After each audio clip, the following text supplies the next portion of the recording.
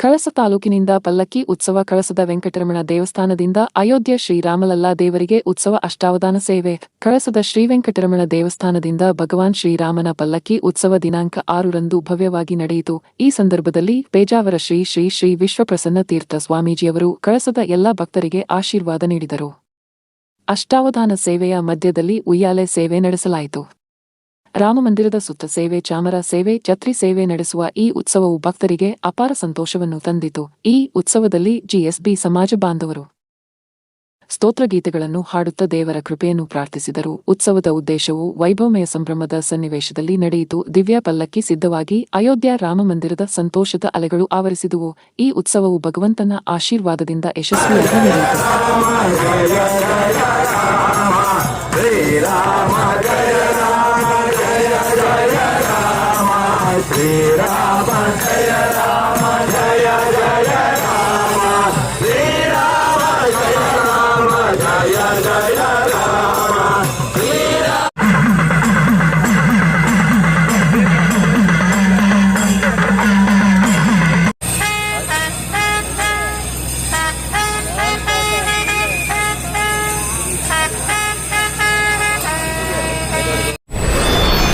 Video ನೋಡಿದ್ದಕ್ಕೆ ಧನ್ಯವಾದಗಳು. ಮುಂದಿನ ವಿಡಿಯೋದಲ್ಲಿ ಸಿಗೋಣ. ವಂದನೆಗಳು.